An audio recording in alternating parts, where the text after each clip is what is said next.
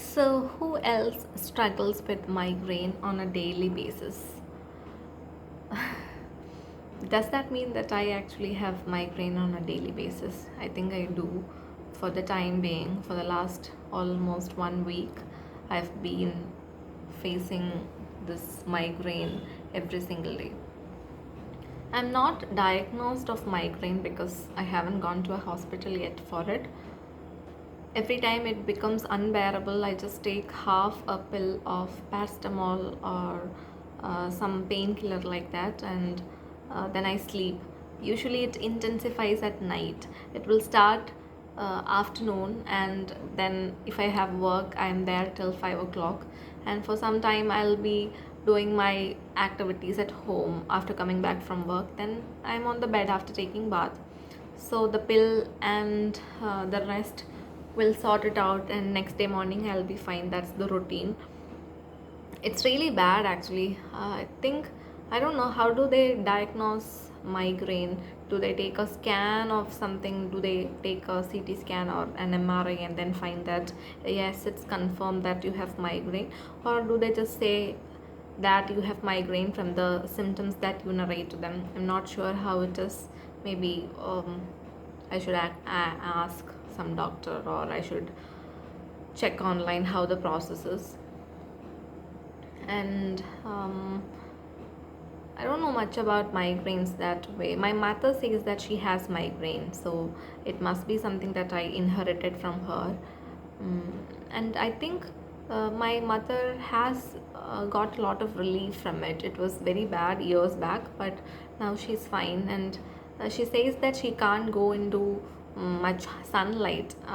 The noon sun is very horrific at this time. It's March, and I think even people who doesn't have a migraine usually will get a headache out of it. So today was a hectic day for me, and I went out with my colleagues to a field.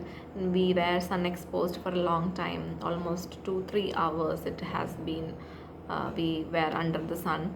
We did not even carry an umbrella. It was not too bad, but still, it was an okay day to get out and go to the fields. We had field work, so into the paddy fields we went today, and it was bearable. But after 2 or 3 hours of exposure, it's not surprising that you get a headache, especially if you're prone to migraine. So in these situations, what you do, you have to go out, but you'll get a headache. So what I've done is I've applied oil on my hair, and I'll wait for some time. No, or I can just go and take a bath now. That's what I usually do. Then I can rest. Oh, but today at 9:30, it's 8:30 now. It's past 8:30. So today at 9:30, I have a study call with a friend. She's preparing for a state exam, and I and she study together. I'm not probably writing the exam, but since I have cleared the other exam, the research officer exam, she and I think that maybe we can sit together. Also, I like to revise a bit of economics with her. Brushing up is sometimes nice. I feel that I have forgotten most of the things, so 1 hour of study session with her makes me feel good as well, and also it's a help to her to make her sit and study. What else about the day? Tomorrow morning is also probably hectic. I have to go to the field again tomorrow. It's fine, it's part of the work, and also it's good because it gives you time freedom. Not all jobs have guarantee you this amount of time freedom. It's definitely worth that, but just that you have to plan the field visits according to the time of the sun. Early morning is fine, late evening is fine, but if you go at 12 or 11 or 10, anything between 10 o'clock to evening 4 o'clock is actually unbearable, and not good for health for anybody, people who suffer from migraine, or people who doesn't. So what else to say? I've been thinking that I have to revise more of economics, because I did my post graduation in economics, and I actually feel dumb. Yeah, one of the core beliefs CBT, we know CBT, what it is, cognitive behavioral therapy. So it changes our core beliefs. We have very wrong core beliefs about ourselves. So the first thing that you should do is identify what that core belief is for you, and then try to break it down, then change it bit by bit. So one of my core belief is that somehow I am dumb and people are going to find out that I am dumb. It is a core belief that many people have, and it makes you underconfident, and it makes you think bad of yourself, and it gives you a lot of anxiety. So, so why did I say that? I came to CBT all of a sudden. I forgot what it was about that I was going to say. Yeah, so I did economics, and my natural thought is that yes, I did my graduation, yes, I did my post graduation in a very reputed university, honestly, but somehow I am dumb. After doing all of that, I am dumb, I don't know anything, and I strongly believe that's true. That's the sad thing. Yeah, but somewhere I have hope that it's not wrong, but still I believe that it's wrong. I don't want to stress it so much, but maybe if you give an exam, if you put an exam, I can remember little, but even the basics I have forgotten. So what is it with all this education that we have done for years? Nothing remains in us if we don't practice it, or if we don't um, stay in touch with it. That is the reality. Maybe doctors do 5 years of MBBS, 1 year of what do they do after that? 1 year they have house surgery. So after doing all of that, if they go and sit at home, or if they change fields after 2-3 years, it's definite that they won't remember anything. That's actually my thought. I think that's true for anybody. Whatever they have studied, it doesn't matter if you don't stay in touch. So same like that, or similarly, I have not been doing economics in particular for a long time. I was preparing for competitive exams, and in that, economics is needed a little bit, but not to a lot of extent as we do in graduation or post graduation. Just a little bit of knowledge is important in competitive exams. So whatever you study, and it's almost been 1 year after I started going to work. So last 1 year I have been writing my work related things, just that. And in the last 1 year I've forgotten what my formal education was all about. In the whole of it, the essence of it, maybe something remains. Yeah, I know how to count, I know how to speak, I know how to read and write. Yes, that's basic. I am literate, and I know how to do basic mathematics calculations. I know how to do probability, permutations, combinations. That is something that I remember. Maybe can't do a lot of tough questions, but can manage the average ones. And what do I know in history or geography? I don't know. Maybe I know where the states are in India. How many states? Actually, how many states do we have? It's 29, no? When Telangana got added, is it 28? Did it go back to 28 because Jammu and Kashmir is no longer a state and got split as union territories? I'm not sure. Yeah, that's what my formal education is. I can't remember a thing.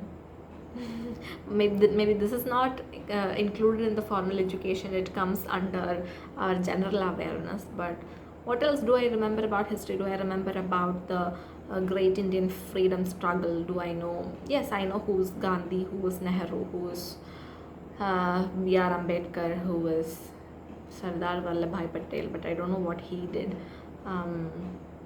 Or Subhash Chandra Bose. Yes, I know his story, but that also I can't narrate it as much as I want to, or I can't connect everything. And yes, I know that he was key, his role was key, but he disagreed with Gandhi on many things, and he was not for peace and non-violence. Some things like that I know. So, what about the other subjects? Physics, chemistry, biology. Oh, honestly, yeah, I know the basic human parts of our body that comes in biology, but any maybe a kindergartner knows that. And about physics and uh, chemistry, I don't know. I know force is equal to mass into acceleration. And what in chemistry? In chemistry, I was never fond of chemistry. I thought it's all about exceptions. I have heard it in a series also. Chemistry, you learn something and then there is 10, 20 exceptions. You learn how this thing reacts with that thing, how bonds form. You have the basic idea of it. You memorize a formula how this thing works. Then you have to learn 20 exceptions which are out of it, and just this 20 exceptions are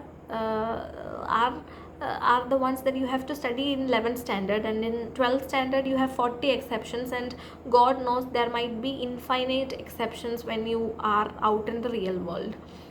In chemistry, so chemistry, I felt like it's not, it's not always same. Even if you study something, it doesn't, it might not be right.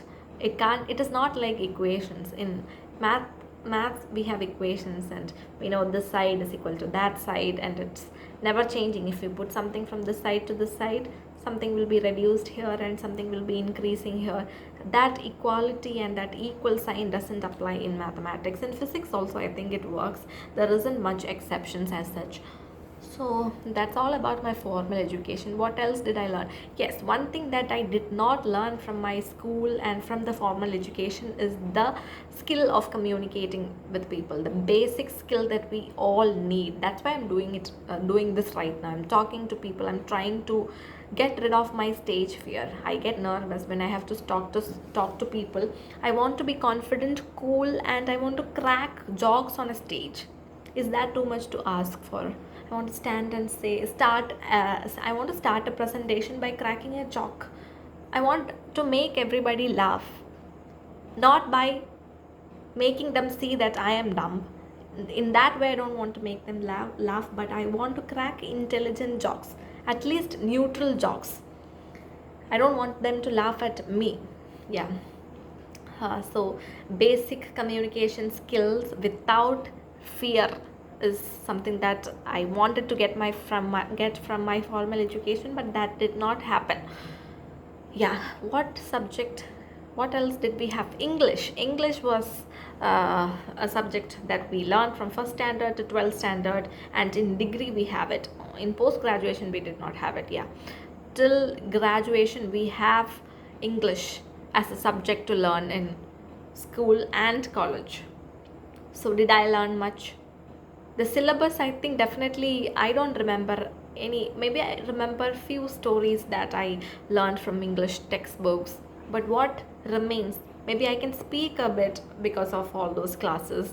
My vocabulary I'm not proud of. My grammar, I'm okay doing grammar when I'm writing, but when I speak, I think I make a lot of mistakes.